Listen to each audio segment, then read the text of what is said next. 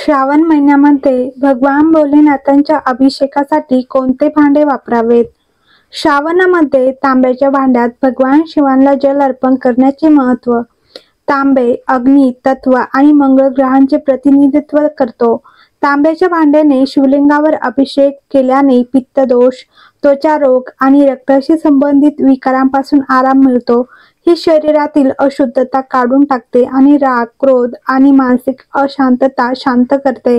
या उपायामुळे सूर्य आणि मंगळाची अशुभता देखील कमी होते, ज्यामुळे आत्मबल, धैर्य आणि आत्मविश्वास वाढतो. हे विशेषतः विद्यार्थी, काम करणारे व्यावसायिक आणि रागीट स्वभावाच्या लोकांसाठी फायदेशीर आहे.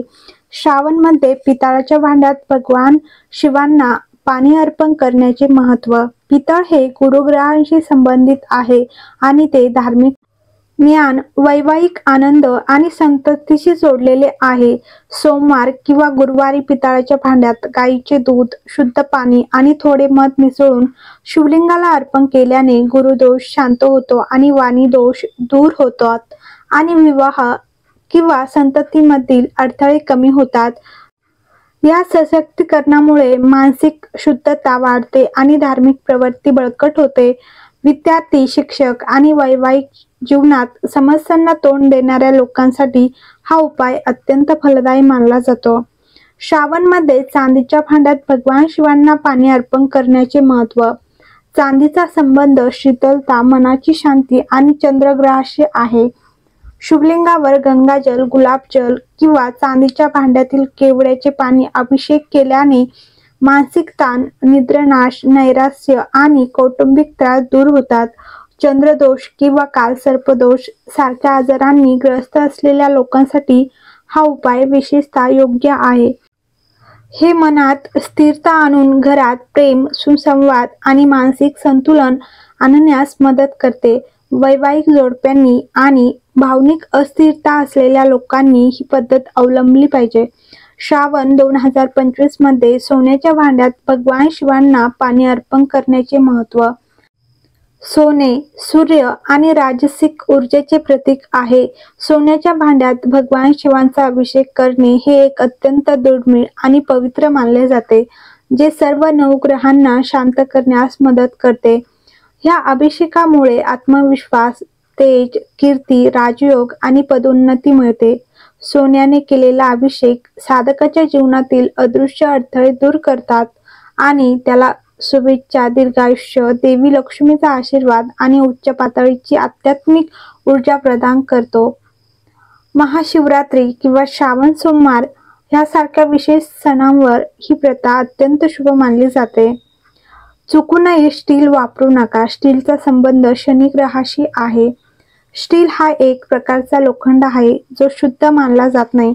स्टील हा एक मिश्र धातू आणि अनैसर्गिक धातू आहे जो लोखंड, क्रोमियम, निकेल इत्यादींच्या मिश्रणापासून बनवला जातो. म्हणूनच धार्मिक विधींमध्ये आणि विशेषतः विशिष्ट देवतांच्या अभिषेकामध्ये ते अशुद्ध किंवा निषिद्ध मानले जाते. शास्त्रामध्ये वर्णन केलेल्या पंचधातूंचा पोलाद भाग नाही आणि त्याचे कोणतेही आध्यात्मिक किंवा ऊर्जावान महत्त्व नाही. त्यात तांबे, चांदी, पितळ किंवा सोने यासारख्या धातू सारखा ऊर्जा प्रवाह नाही. म्हणून पूजेदरम्यान स्टीलचे भांडे वापरू नका. रुद्र अभिषेकांचे 18 आश्चर्यकारक फायदे. रुद्राभिषेकाद्वारे आपल्या कुंडलीतील सर्वात मोठी पापेही जळून राख होतात आणि आपल्यामध्ये शिवत्व निर्माण होते. भगवान शिवांचे आशीर्वाद मिळतात, सर्व इच्छा पूर्ण होतात आणि केवळ सदाशिव रुद्रांची पूजा केल्याने सर्व देवतांची पूजा आपोआप होते.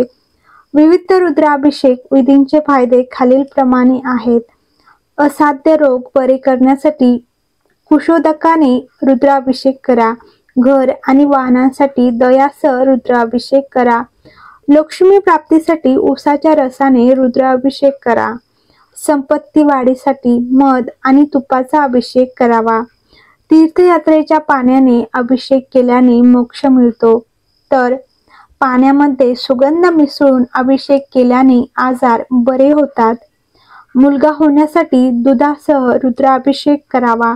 आणि जर मूल मृत जन्माला येत असेल तर गायीच्या दुधाने रुद्राभिषेक करावा. रुद्राभिषेक केल्याने सक्षम आणि शिकलेला मुलगा मिळतो. तापापासून आराम मिळवण्यासाठी थंड पाण्याने गंगाजलाने रुद्राभिषेक करावा. तर सहस्रनाम मंत्राचा जप आणि तुपाच्या धारेसह रुद्राभिषेक केल्याने वंश विस्तारतो. दूध आणि साखर मिसळून अभिषेक केल्याने मंद बुद्धीचा माणूसही विद्वान बनतो. तर मोहरीच्या तेलाने अभिषेक केल्याने शत्रूचा पराभव होतो. मधाचा अभिषेक केल्याने क्षयरोग बरा होतो. तर जर तुम्हाला तुमची पापे नष्ट करायची असतील तर मधाने रुद्राभिषेक करा. गाईचे दूध आणि शुद्ध तुपाचा अभिषेक केल्याने आरोग्य मिळते. पुत्रप्राप्तीची इच्छा असलेल्या व्यक्तीने साखर मिसळलेल्या पाण्याने अभिषेक करावा. साधारणपणे अभिषेक फक्त पाण्याने केला जातो, परंतु विशेष प्रसंगी किंवा सोमवार, प्रदोष आणि शिवरात्री इत्यादी सणांच्या दिवशी अभिषेक मंत्र गाईचे दूध आणि इतर दूध घालून किंवा फक्त दुधासह केला जातो. विशेष पूजांमध्ये दूध, दही, तूप, मध आणि साखरेपासून बनवलेल्या पंचामृताने किंवा त्या सर्वांना एकत्र करून अभिषेक केला जातो. कोणत्याही जुन्या शिवलिंगाचा अभिषेक नियमितपणे केल्यास त्याचे चांगले परिणाम मिळतात, यात शंका नाही. परंतु जर पारस शिवलिंगाचा अभिषेक केला तर चमत्कारिक शुभ परिणाम लवकरच मिळतात. तर रुद्राभिषेकाचे फळ खूप लवकर मिळते. तर वेदांमध्ये विद्वानांनी त्यांची खूप प्रशंसा केली आहे. ह्या संबंधीच्या अनेक कथांचे तपशील पुराणांमध्ये आढळतात. वेद आणि पुराणांमध्ये रुद्राभिषेकाचा उल्लेख आहे आणि असे सांगितले जाते की रावणाने आपले 10 डोके कापले होते आणि शिवलिंगावर आपल्या रक्ताने अभिषेक केला होता आणि ते डोके हवनाच्या अग्नीला अर्पण केले होते, ज्यामुळे तो तिन्ही लोकांचा विजेता बनला. तर जेव्हा भस्मासुराने डोळ्यातून अश्रू काढून शिवलिंगाला अभिषेक केला तेव्हा तोही देवाच्या आशीर्वादासाठी पात्र झाला.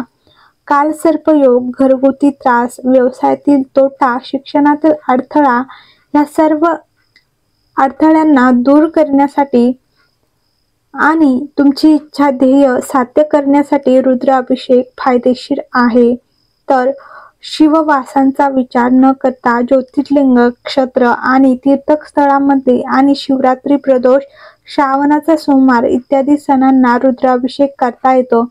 खरं तर शिवलिंगाचा अभिषेक भगवान आशुतोष शिव यांना खूप लवकर प्रसन्न करतो आणि भक्ताला त्यांच्या कृपेचा प्राप्तकर्ता बनवतो आणि त्यांच्या सर्व समस्या आपोआप सुटतात. म्हणून आपण असे म्हणू शकतो की रुद्राभिषेक केल्याने व्यक्तीची सर्व पापे धुवून जातात. तर स्वतः निर्माता ब्रह्मदेवाने म्हटले आहे की जेव्हा आपण अभिषेक करतो तेव्हा महादेव स्वतः तो अभिषेक स्वीकारतात. जगात अशी कोणतीही गोष्ट आनंद नाही जो रुद्राभिषेक करून मिळवता येत नाही. हर हर महादेव. श्री शिवाय नमस्तुभ्यम. व्हिडिओ आवडला असेल तर लाईक करा, कमेंटमध्ये हर हर